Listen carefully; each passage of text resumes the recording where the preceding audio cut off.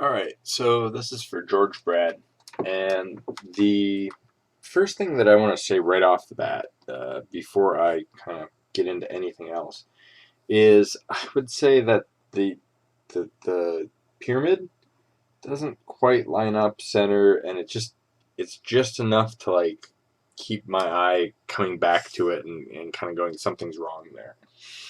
Um, And so that being said, then the next thing that looks odd to me is the bend on this leg here. It's kind of bent at a weird angle like this. So whereas everything else is pretty flat, and I don't see that. I don't understand that.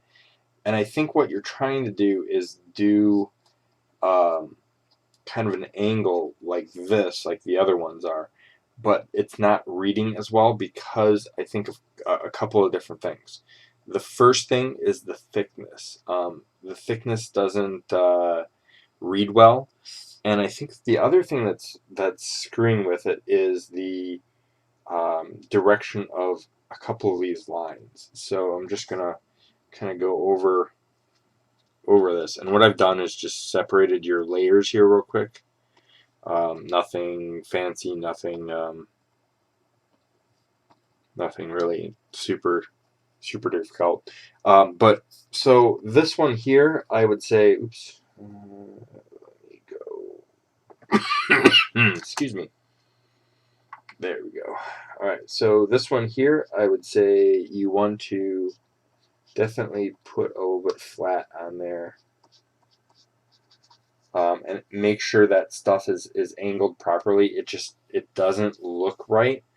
And what I would tell you to do to help you on the perspective is, I get that this is a paint over on a 3D model, or it looks like it anyway. Get a grid texture and put a grid texture on there so you can actually see how things are kind of unwrapped and things like that. But perspective wise, these angles here just do not look right.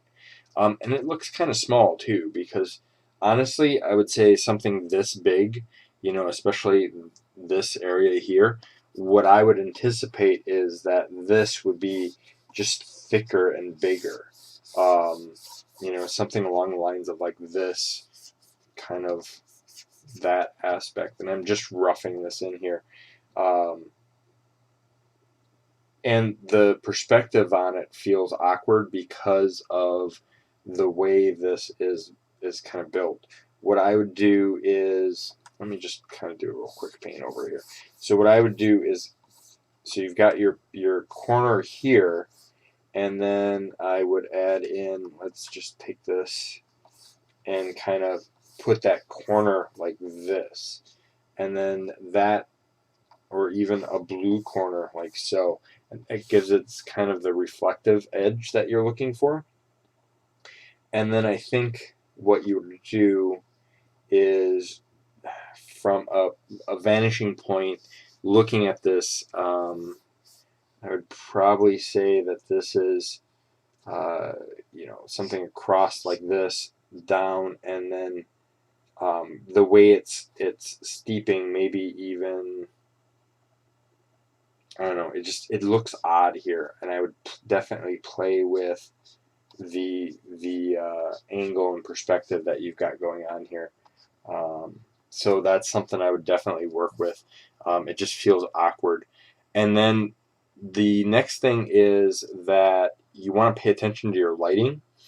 Um, and what that means is you don't really have a consistent lighting going on. Right now, you've got several different types of lighting going on.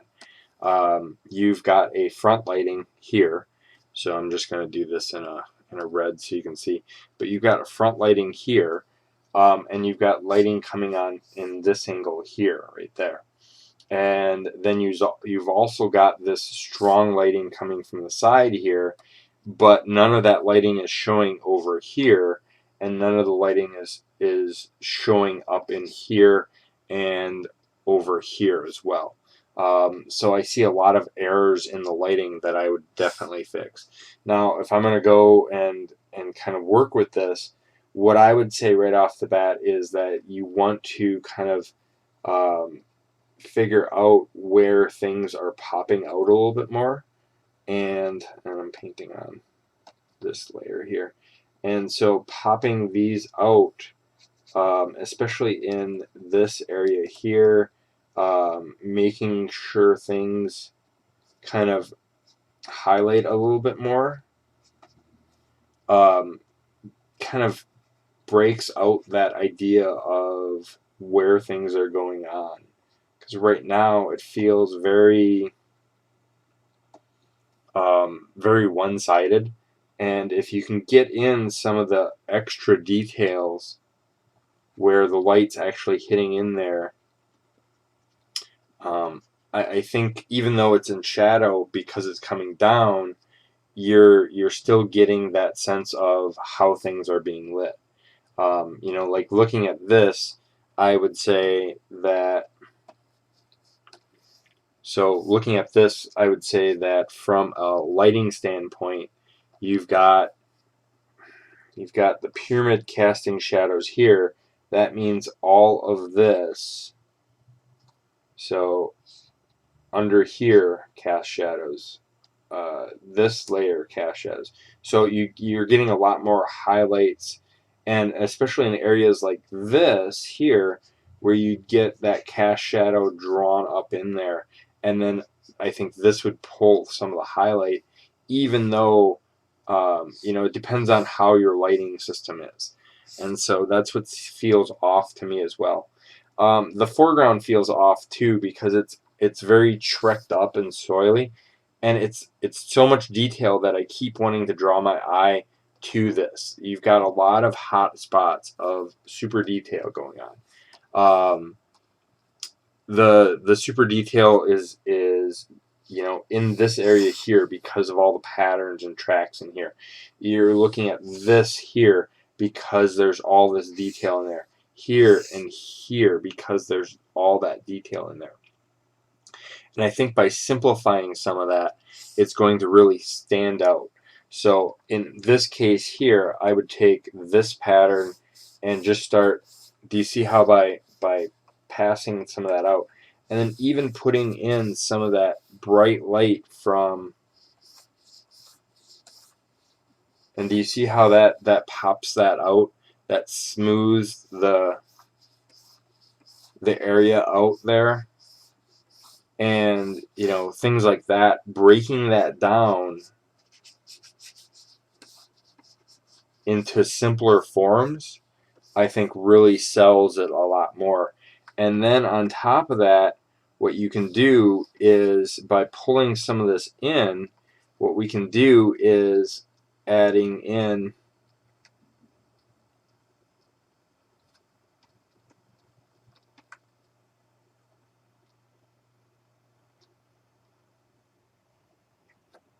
and we can go even darker here. Not that dark, but you get the point. Get the real dark stuff going on in here. You know, and getting the tracks leads me more into it. It's another area that pops me in there. And then on top of that, I'm looking at your sky, and something this far off here, I would say that I would tell you to put in a little bit more of your blue tones in, especially back here. So I would actually add in, just gonna kind of something like that. And that that sky is basically, you know, blending that in the background, pushing it, you know, pushing it a little bit more in the background. And then with this dark shadow being cast, what I would do is definitely have a lot more of it coming across like this. And having this shadow here, I would almost darken this whole area here, and that's going to kind of give me that shadow overlay, that shadow feeling that's going on. And then I would actually mute some of these shadows here, because you have a lot of ambient light, and so they wouldn't be as harsh. Um, and so by doing that, by getting that feeling of what's going on, let me grab some of this and put it back in there. All right. By grabbing, let's do an overlay here.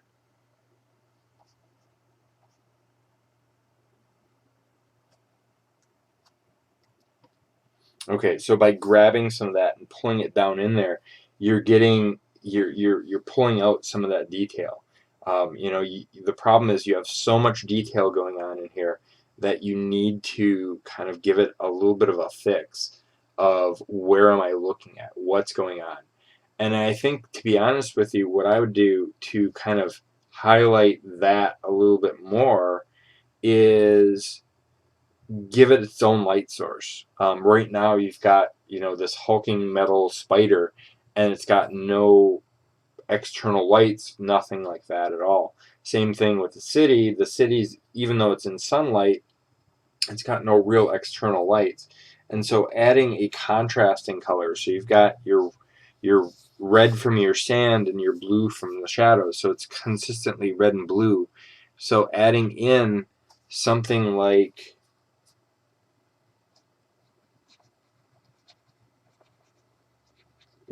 red, and maybe even adding in